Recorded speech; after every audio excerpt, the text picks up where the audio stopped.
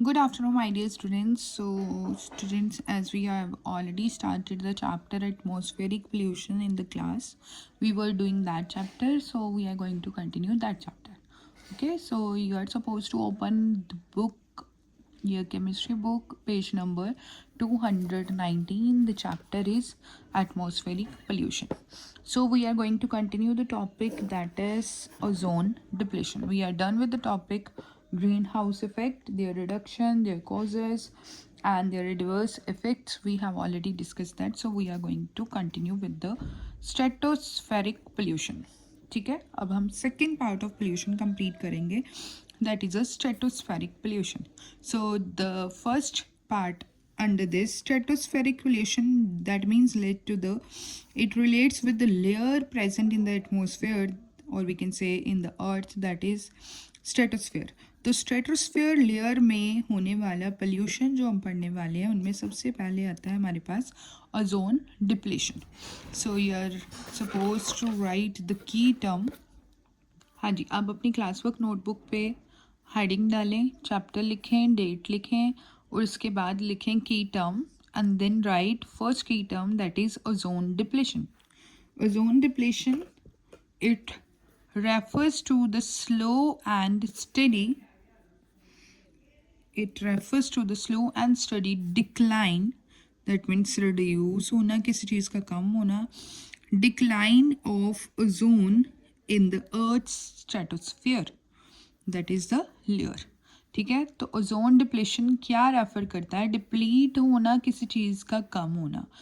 किसकी डिप्लेशन की बात हो रही है? ओजोन की. अब हम इस टॉपिक में पढ़ेंगे भी कि ये ओजोन है क्या. तो ये रेफर करता है कि स्लोली, धीरे धीरे और steady decline of ozone, ozone का कम होना अर्थ के स्ट्रेटोस्फीयर में. ठीक है, you are suppose to write this first key term, then you are suppose to write second key term, ozone hole. So what is ozone hole? It refers to the region of severely reduced ozone layers. ठीक है, ये आप दोनों की term अपनी notebook पे write करेंगे. So let's come back to the topic now. So first is ozone depletion. So as I am told you, this is the earth. ये उसकी अलग अलग लेयर्स हैं, but first is tropospheres, then we have distance from this and we have another layer that is called ozone layer. Second layer आती है हमारे पास ozone layer, और उसके बाद हमारे पास जो स्फीयर आ रहा है जिसका नाम क्या है? स्ट्रेटोस्फीयर. तो ये उसके बाद क्या आता है? मीजोस्फीयर. ओजोन लेयर के बारे में अब हम पढ़ेंगे, ये मेजर रोल प्ले करती है in the ozone depletion. So ozone क्या है? It is a naturally occurring gas. What is ozone? It is a naturally occurring gas found in the earth atmosphere. Earth के एटमॉस्फेयर में पाई जाने वाली एक naturally available gas जिसको हम क्या बोलते हैं? Ozone. And it is an allotrope of oxygen. Allotrope means that can exist in the different form, but किसकी है? ऑक्सीजन की. सो ये ऑक्सीजन ही अलग अलग फॉर्म में लगी होगी, तो उसको हम बोलेंगे allotrope of oxygen. Oxygen consisting of 3 atoms of oxygen. अब 3 एटम ऑक्सीजन के लगे हुए हैं अलग अलग वे में, तो उसको हम बोल देंगे एलोट्रॉप ऑफ ऑक्सीजन. ठीक है, so now we are talking about the ozone layer. So है क्या ओजोन लेयर और ये कहाँ पे है? अबाउट 90% ऑफ द ओजोन, जो कि नेचुरली अकरिंग गैस है, वो एक लेयर में पाई जाती है. किसके स्फीयर में? स्ट्रेटोस्फीयर में, which is located 10 to 50 kilometre above the earth's surface. About 90%, जितनी भी 100 में से 90% ओजोन होगी वो हम पाएंगे in a layer of stratosphere. Stratosphere के एक लेयर में जिसमें ओजोन पाई जाती है, उसका नाम हमने क्या दे दिया? Ozone layer. ओके, एंड ये कहाँ पे लोकेटेड है? It is located at the 10 to 50 kilometre above the earth surface. जो अर्थ का सर्फेस है उससे 10 से 50 किलोमीटर अबव, ऊपर है, और इस लेयर को हम क्या नाम देते हैं? Ozone layer. Sometimes this is also called ozonosphere, because इस एरिया में हमें क्या मिलता है? ओजोन. सो इसको हम क्या बोल देते हैं? ओजोनोस्फेयर भी. ठीक है, so the ozone layer was discovered by, किसने आइडेंटिफाई किया? कैसे पता चला कि यहाँ पे ओजोन है? So it was discovered by a French physicist which name is Charles Fabry and Henry Buson in the year 1930. Okay, so you must underline this on your book. जैसे मार्क किया गया है वैसे मार्क करें, proper underline करना है आपको book पे, and I am gonna check it. Okay बेटा next second open your page number 220. Next topic is formation and break down of ozone. Ozone हमें पता चल गया कि एक गैस है जो कि ओजोन लेयर में पाई जाती है, जो स्ट्रेटोस्फीयर में प्रेजेंट है, अर्थ के एटमॉस्फेयर से 10 से 50 किलोमीटर ऊपर एक पाई जाती है. ठीक है, तो अब हम पढ़ेंगे कि इसकी फॉर्मेशन कैसे हो रही है, ये टूट कैसे रहा है ओजोन. ठीक है, so ozone is formed by the action of UV rays which is arises from sun. ठीक है, सन इज रिस्पॉन्सिबल और the major source of this UV rays. जितनी भी यूवी रेज हैं उनके कारण ही ओजोन का एक्शन होता है, ओजोन की फॉर्मेशन होती है वी कैन से, या ब्रेक डाउन होता है. So the action of UV rays of the sun on oxygen which breaks oxygen molecule into 2 oxygen atoms. So let's understand that. What does it means? So let's discuss about the formation and breakdown of ozone. So formation कैसे होती है, as we have already discussed that कि इसकी formation होती है oxygen के कारण. ठीक है, तो ऑक्सीजन गैस है हमारे पास, that is we having a oxygen molecule. उसके ऊपर जैसे ही यूवी लाइट का एक्शन होता है which is sources sun, sun is the source, तो ये डिकम्पोज हो जाएंगी और वी कैन से ब्रेक हो जाएंगे सिंगल ऑक्सीजन मॉलिक्यूल में, जिसको हम बोल देते हैं एटॉमिक ऑक्सीजन. ओके, एटम्स बन गए अब हमारे पास अकेले अकेले, तो इसलिए हम इसको क्या बोलेंगे, एटॉमिक ऑक्सीजन. नाउ अगेन अब हमारे पास एटमॉस्फेयर में तो बहुत सारी अमाउंट में ऑक्सीजन पाई जाती है, तो we have another oxygen molecule. इसमें जो एटॉमिक ऑक्सीजन है, one of the atomic oxygen molecule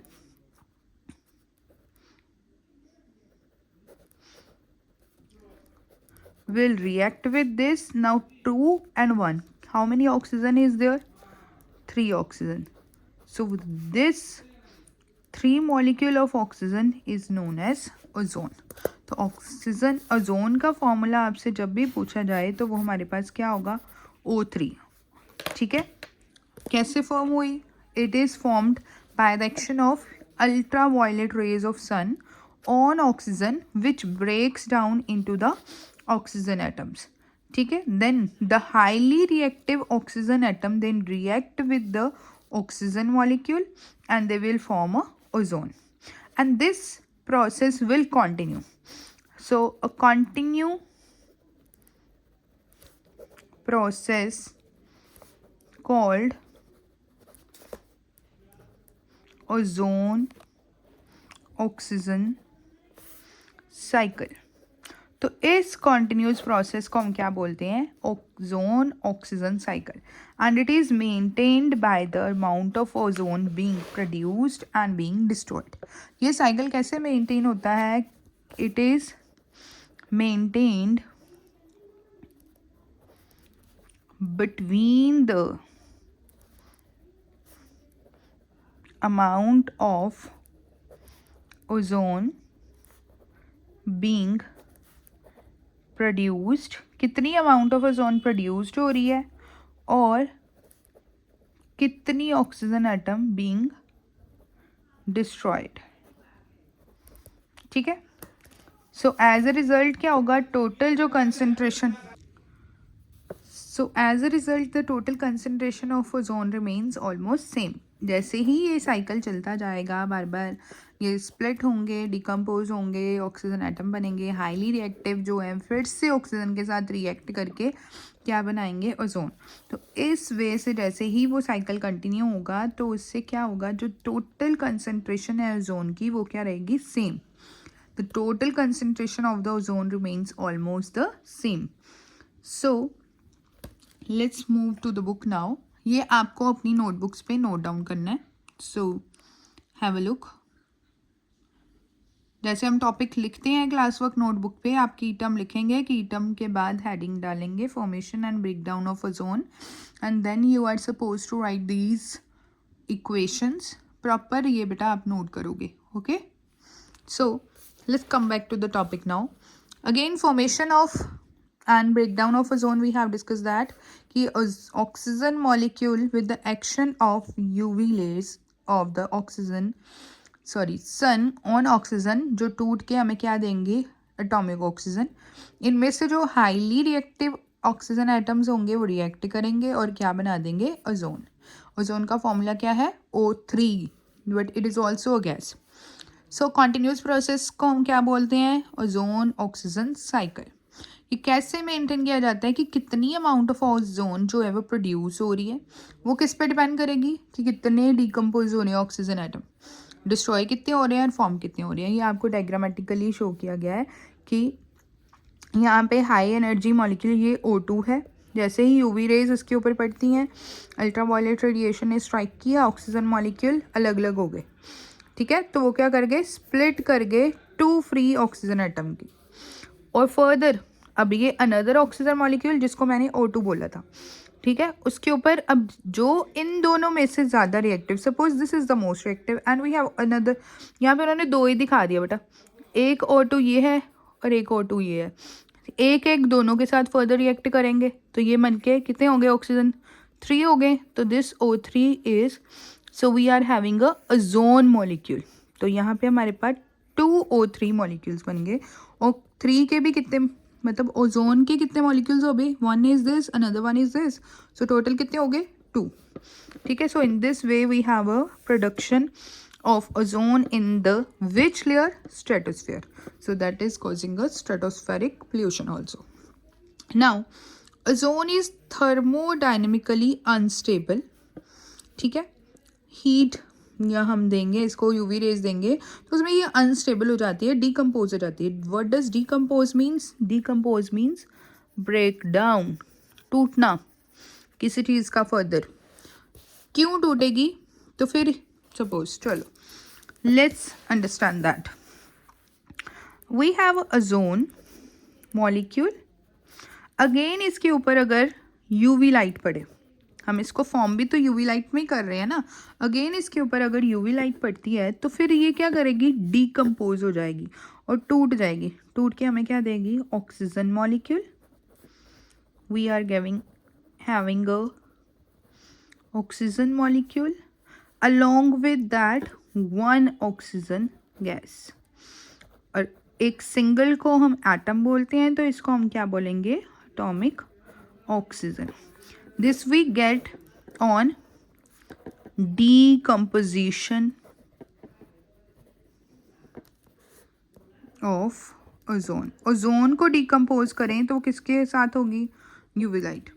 और क्या बनाएंगे, डिकम्पोज करके अनस्टेबल, थर्मोडायनेमिकली अनस्टेबल होने के कारण ये टूट जाते हैं। फर्दर ऑक्सीजन मॉलिक्यूल और एटॉमिक ऑक्सीजन बनाएंगे हमारे पास, ठीक है। सो एटॉमिक ऑक्सीजन फिर से कंबाइन कर जाएगी, again this atomic oxygen will combine with another ozone plus atomic oxygen, it will give 2 molecule of oxygen. Total कितनी होगी, 4 ऑक्सीजन आर देयर, सो कितने मॉलिक्यूल बन गए, 4। Now we get oxygen molecule. So this is ozone, this is again atomic oxygen, ठीक है। सो ozone is thermodynamically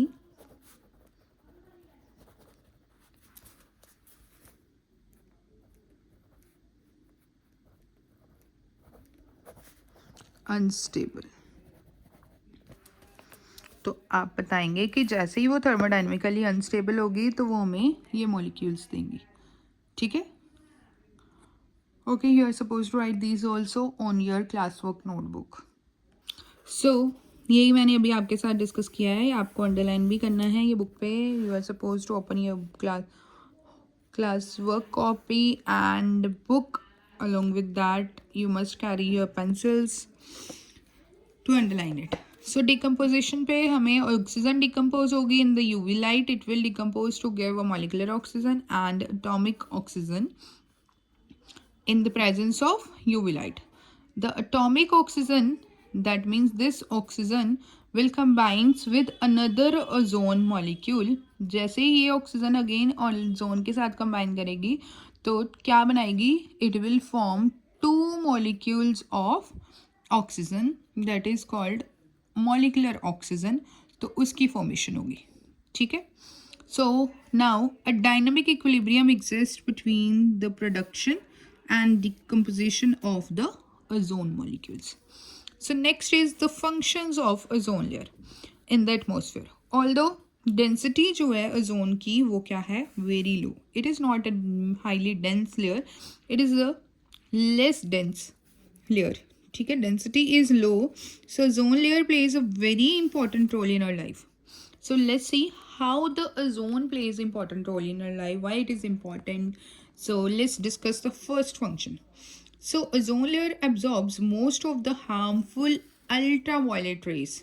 So जितनी भी harmful ultraviolet rays होती हैं जो sun से produce होती हैं, which is not good for our body, so that is absorbed by this layer. Thus it preventing them from reaching the earth surface. तो अब हम इसकी डायग्राम पे ध्यान दें तो ये अर्थ के सरफेस पे पहले ही ये लेयर है. तो जैसे ही सन की रेज इसके ऊपर आएंगी तो वो जो हार्मफुल रेज होंगी वो ओजोन लेयर क्या करेगी? अब्जॉर्ब कर लेगी. तो फिर वो अर्थ तक नहीं पहुंचेंगी. अगर अर्थ तक नहीं पहुंचेंगी तो फिर वो हमारे तक भी नहीं पहुंचेंगी. तो this is the one of the most important function of the ozone layer. Okay, the another function is it also traps the heating, Earth's heating, contributing to rise in surface temperature. तो Earth जो contribute कर रहा है, जो heat करने के बाद उसका temperature बढ़ रहा है, increase हो रहा है, उसको भी रोकने में help करती हैं. So बेटा this is the two important functions. ये भी आप फंक्शंस के हेडिंग बना के इसके under these 2 point you are suppose to write. पहला पॉइंट क्या है कि ozone layer absorbs most of the harmful ultraviolet rays of the sun, thus preventing them from reaching the earth's surface. And second point is it also traps the earth's heating, contributing to rise in surface temperature. जो उसके जैसे ही वो raise fall करेंगे अर्थ के surface के ऊपर और fall करने के कारण उनका टेम्परेचर जो है इंक्रीज होता है. बट ओजोन लेयर प्रेजेंट होने के कारण वो जो हीट है वो ट्रैप कर लेगी, उसको एब्जॉर्ब कर लेगी और उससे क्या होगा? सरफेस टेम्परेचर जो है वो इंक्रीज नहीं होगा, मॉडरेट रहेगा. ठीक है. So we will start with the topic ozone layer depletion. ठीक है. So this is all about the ozone. Ozone depletion क्या होता है? सबसे पहले हमने पढ़ा है कि ओजोन लेयर क्या है. ओजोन के बाद किसने आइडेंटिफाई किया? How it is formed, how it breaks down and thermodynamically unstable. Ozone oxygen cycle क्या है? तो उसमें आप यही एक्सप्लेन करोगे. ठीक है. ओजोन ऑक्सीजन साइकिल में. So your homework is you are suppose to write But you're supposed to write these 3 questions on the basis of this chapter. So first question is, what causes the formation of ozone in the stratosphere? So the next question is, what is the ozone oxygen cycle maintained in the stratosphere? And state what disturb the balance resulting in ozone depletion. And the next question is, what is meant by the ozone layer depletion? What are its causes? And the next question is, state the 2 main functions of ozone layer. Okay, so these 4 questions you are supposed to write it on your homework notebooks and you must write it and submit it it tomorrow and write it neatly. आपको जितना भी topic कराया गया है आपने वो topic के book पे अंडरलाइन करनी है with pencil. You are not suppose to use pen. Pencil के साथ अंडरलाइन करोगे और नोटबुक पे आपको की टर्म्स लिखनी है. जो और वर्क गिवन किया गया है वो टॉपिक्स लिखने हैं. उसके बाद आपको एग्जामिनेशन बेस्ड क्वेश्चंस जो हैं वो नोट करने हैं अपनी होमवर्क नोटबुक्स में. So we are going to continue with another topic tomorrow. So thanks. This is all about it.